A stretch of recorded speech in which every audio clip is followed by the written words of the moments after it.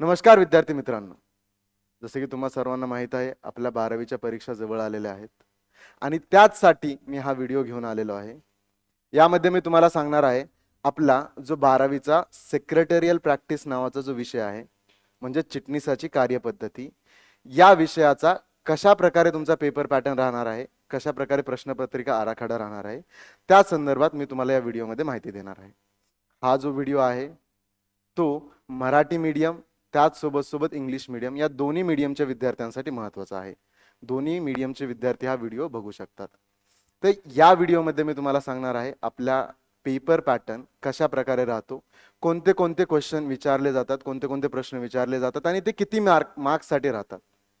जेव्हा आपल्याला त्या प्रश्नांची एक वेळ रूपरेखा समजून येते तेव्हा आपण पेपर आरामात सॉल्व्ह करू शकतो. तर हा जो आपला पेपर राहणार आहे सेक्रेटरियल प्रॅक्टिस किंवा चिटणीसाची कार्यपद्धती, हा पेपर तुमचा एकूण 80 मार्काचा पेपर राहणार आहे.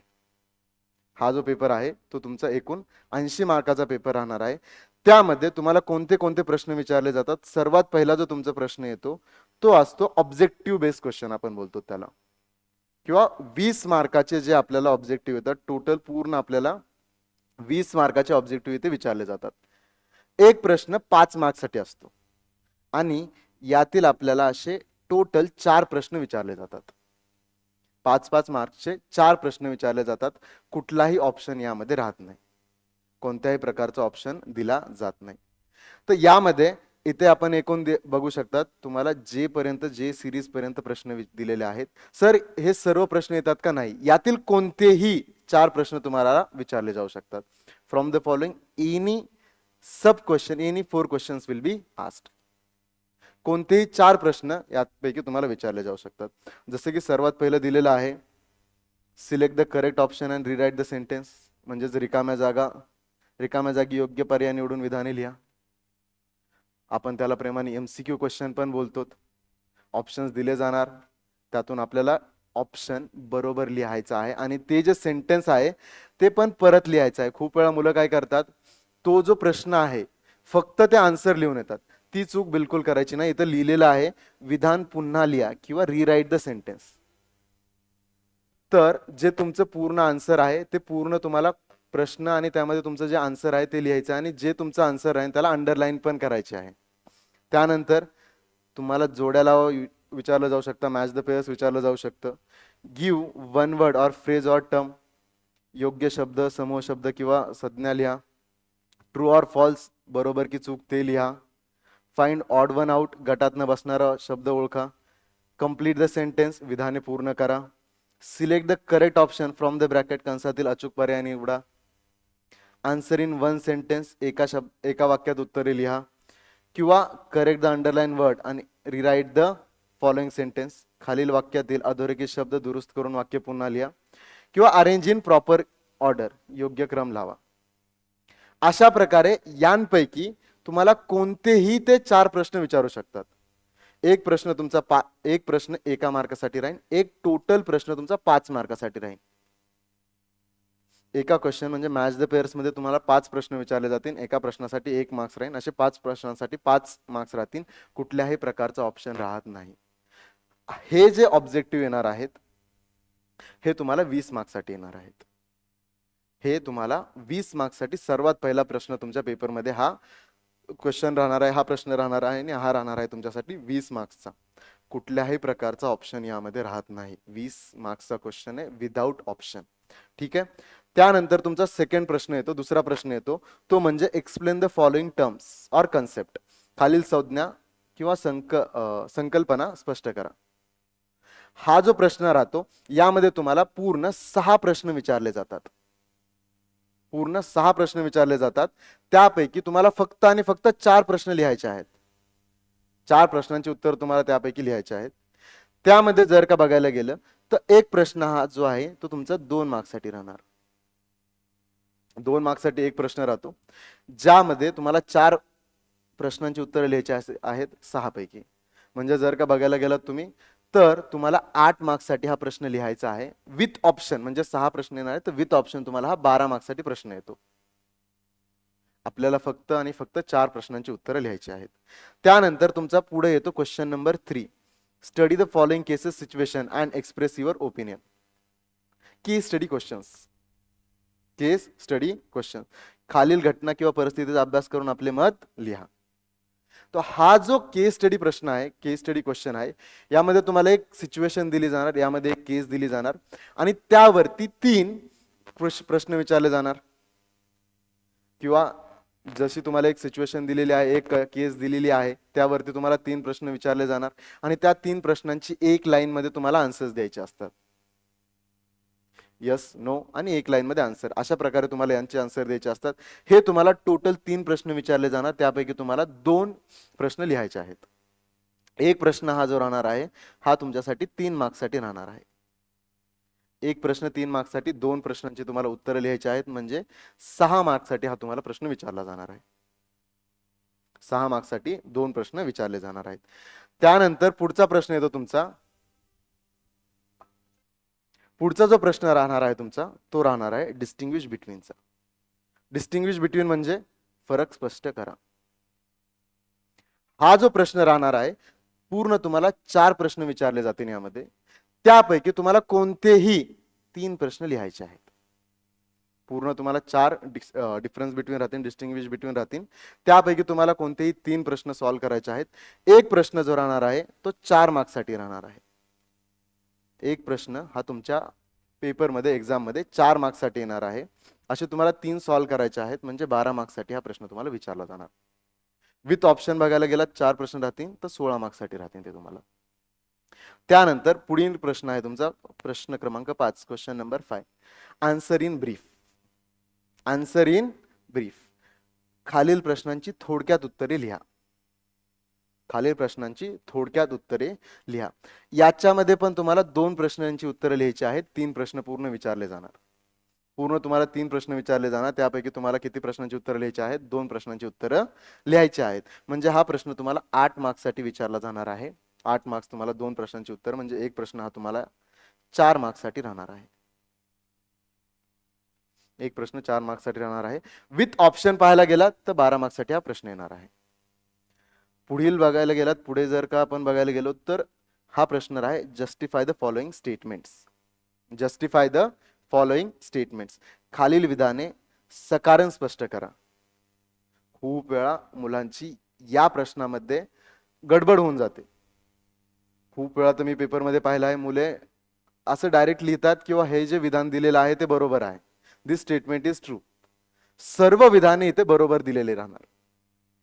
जर का तुमची इच्छा असेल की sir justify the following statement मध्ये आम्हाला प्रॉब्लेम आहे, जस्टिफाय द फॉलोइंग कसं लिहायचं त्यामध्ये आम्हाला समजत नाही, किंवा सर केस स्टडी क्वेश्चन कशा प्रकारे प्रश्न विचारला जातो, खूप वेळा या 2 प्रश्नांमध्ये मुलांचे खूप वेळा मुलांचे यामध्ये प्रश्न येतात, खूप वेळा मुलांना यामध्ये प्रॉब्लेम्स येतात. जर का तुम्हाला असं काही असेल आणि जर तुमची इच्छा असेल की पुढील व्हिडिओ तुम्हाला या संदर्भात असायला हवा, तर नक्की नक्की नक्की कमेंट करा. पुढील व्हिडिओ तुम्हाला या संदर्भात किंवा कशा प्रकारे आपण जस्टिफाय द फॉलोइंग सॉल्व्ह करायला हवं आणि कशा प्रकारे आपण केस स्टडी क्वेश्चनला सॉल्व्ह करायला हवं, कशा प्रकारे त्यामध्ये आपण पूर्ण मार्क्स मिळवू शकतो, या संदर्भात नक्की कमेंट करा. पुढील व्हिडिओ तुम्हाला त्या संदर्भात मिळून जाईल. ठीक आहे. त्यानंतर पुढचा प्रश्न राहणार आहे तुमचा attempt the following letter writing. Question number 7. Letter writing. Letter रायटिंगचे तुमचे सिलेबसमध्ये 3 चॅप्टर आहेत. दॅट इज क्वेश्चन नंबर 7 म्हणजे तुमचा लेटर रायटिंग येतो, त्यामध्ये तुम्हाला चॅप्टर नंबर 6, चॅप्टर नंबर 7 आणि चॅप्टर नंबर 8 हे जे 3 चॅप्टर्स आहेत तुमचे लेटर रायटिंगचे, त्या तिन्ही चॅप्टर्स मधून तुम्हाला एक एक प्रश्न विचारला जातो. ही गोष्ट फिक्स आहे की तुम्हाला तिन्ही चॅप्टर मध्ये 3 लेटर विचारले जाणार. 3 पैकी 2 कुठलेही लेटर लिहायचे आहेत तुम्हाला. एक लेटर 5 मार्क्ससाठी राहणार आहे. एक लेटर जे राहणार आहे तुमचं ते 5 मार्क्ससाठी राहणार आहे. ठीक आहे. असे 2 लेटरचे तुम्हाला टोटल मार्क्स, पूर्ण मार्क्स 10 मार्क्स मिळणार आहेत. तर तुम्हाला या 3 चॅप्टर पैकी प्रत्येक चॅप्टर मधील एक लेटर राहील. प्रत्येक चॅप्टर पैकी एक लेटर तुम्हाला विचारलं जाणार. तुम्हाला ते काय करायचं आहे, लिहायचं आहे 5 मार्क्ससाठी. खूप वेळी मुलांना ह्या प्रश्नामध्ये पण प्रॉब्लेम येतो किंवा सर लेटर कसं लिहायचं, सर आम्हाला इंग्लिश पेपर आहे आमच्याकडे, हिंदीचा जे मुलं हिंदीचा सब्जेक्ट आहे हिंदीचा किंवा मराठीचा आहे त्यांना मराठीचा, सर आम्हाला त्यामध्ये पत्रलेखन लेटर रायटिंग आहे. सर त्याच पद्धतीचं सेम लेटर आम्हाला एसपीच्या पेपरमध्ये पण लिहायचं आहे का? नाही. हे लेटर पूर्णपणे वेगळं राहतं, पूर्णपणे याचा फॉर्मॅट वेगळा राहतो. त्या संदर्भात पण जर का तुम्हाला व्हिडिओ हवा असेल तर नक्की कमेंटमध्ये सांगा, त्या संदर्भात पण व्हिडिओ तुम्हाला मिळून जाईल. लेटर रायटिंग, त्यानंतर जर का बघायला गेलं आपण, पुढचा प्रश्न राहतो answer the following long answer. 2 प्रश्न विचारले जातात, त्यापैकी आपल्याला एक प्रश्न लिहायचा आहे. 8 मार्क्ससाठी सर्वात महत्वाचा शेवटचा प्रश्न राहतो. सर पेपर 8 मार्क्ससाठी हा प्रश्न येतो पेपरमध्ये तुम्हाला. हा प्रश्न कसा सॉल्व्ह करायचा, कशा पद्धतीने आपण यामध्ये मार्क्स मिळवू शकतो, हा प्रश्न सर्वात महत्वाचा राहतो. यामध्ये आपण आरामात पूर्णचे पूर्ण 8 मार्क्स मिळवू शकतो. 8 पैकी कमीत कमी 7 मार्क्स तर आरामात मिळू शकतात. त्यासाठी आपण पहिली मीनिंग लिहायला हवी, डेफिनेशन्स लिहायला हवी. नंतर आपल्याला जे फीचर्स, आपल्याला या प्रश्नामध्ये खूप वेळा फीचर्स, टाइप्स, मेरिट्स, डिमेरिट्स अशा प्रकारचे प्रश्न यामध्ये विचारले जातात.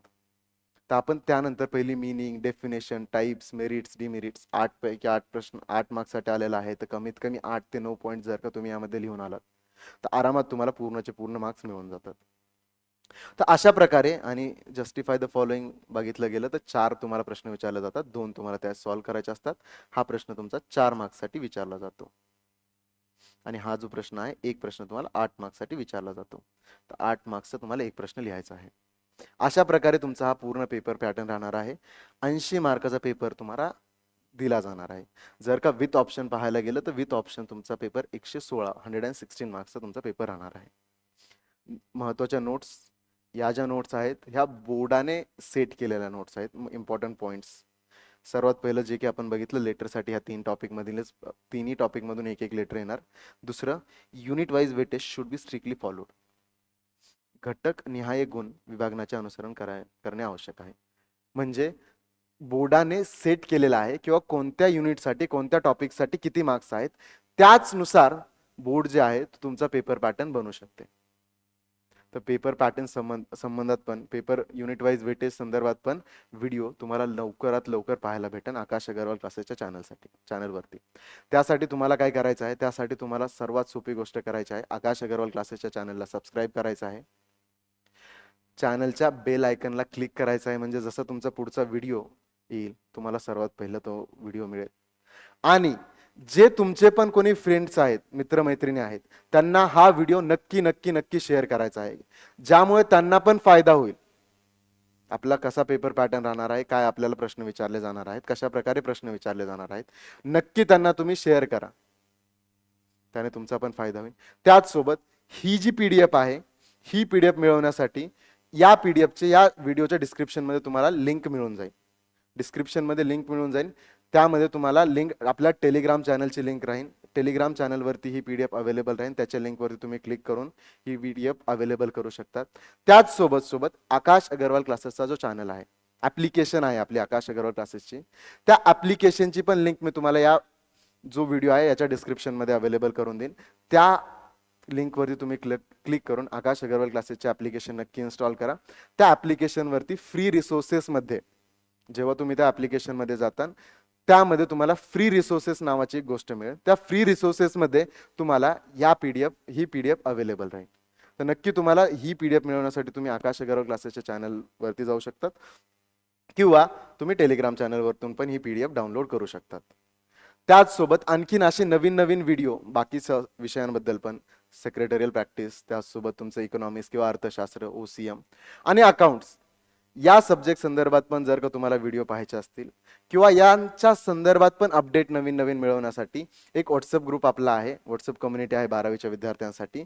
त्या कम्युनिटीची लिंक पण मी तुम्हाला या व्हिडिओच्या डिस्क्रिप्शन मध्ये प्रोव्हाइड करेन. तर त्या व्हॉट्सअप कम्युनिटीवरती तुम्ही लिंक क्लिक करा, त्यामध्ये तुम्ही जॉईन व्हा. सर्व नवीन अपडेट्स, सर्व नवीन नवीन जे व्हिडिओ येत राहतील, सर्व 12वीच्या विद्यार्थ्यांसाठी खूप साऱ्या गोष्टी आणखीन येत राहणार आहेत आपल्या चॅनलवरती. त्या सर्व गोष्टी मिळवण्यासाठी तुम्ही नक्की त्या व्हॉट्सअप ग्रुपमध्ये जॉईन व्हा. तुम्हाला नक्की खूप जास्त तुमच्या बोर्डाच्या परीक्षेसाठी फायदा होणार आहे. आणि तुमचं लास्ट एक इम्पॉर्टंट आणि सर्वात महत्त्वाची सूचना आहे, no questions should be asked additional information which is given in boxes in the textbook. पाठ्यपुस्तकातील बॉक्समध्ये दिलेल्या अतिरिक्त माहितीवर प्रश्न विचारू नये. म्हणजे तुमचे जे पण प्रश्न येणार आहेत ते तुमच्या एक्सरसाइज मधूनच प्रश्न येणार आहेत. पाठ्यपुस्तकाच्या बाहेरील एकही तुमचा प्रश्न विचारला जाणार नाही. तर जे तुमच्या पाठ्यपुस्तकामध्ये प्रश्नात आन्सर आहेत, जे तुमच्या टेक्स्टबुकमध्ये प्रश्नोत्तर आहेत, क्वेश्चन आन्सर आहेत, त्यावरतीच तुम्हाला प्रश्न विचारले जाणार आहेत. अशा प्रकारे हे तुम्हाला सर्व काही माहिती, एसपीचा पेपर कशा प्रकारे राहणार आहे, पेपर पॅटर्न काय राहणार आहे, त्या संदर्भात हा व्हिडिओ होता. खूप सारे व्हिडिओ आणखीन तुमच्यासाठी येणार आहेत. त्यासाठी नक्की चॅनलला सबस्क्राईब करा आणि हा व्हिडिओ कसा वाटला नक्की कमेंटमध्ये सांगा. तुमच्या कमेंट्स खूप मॅटर करतात, त्या आम्हाला मोटिवेशन देण्यासाठी प्रेरित करतात. तर नक्की तुम्ही या जो व्हिडिओ आहे, जर का तुम्हाला हा व्हिडिओ आवडला असेल तर नक्की या चॅनलच्या या व्हिडिओच्या कमेंटमध्ये नक्की कळवा.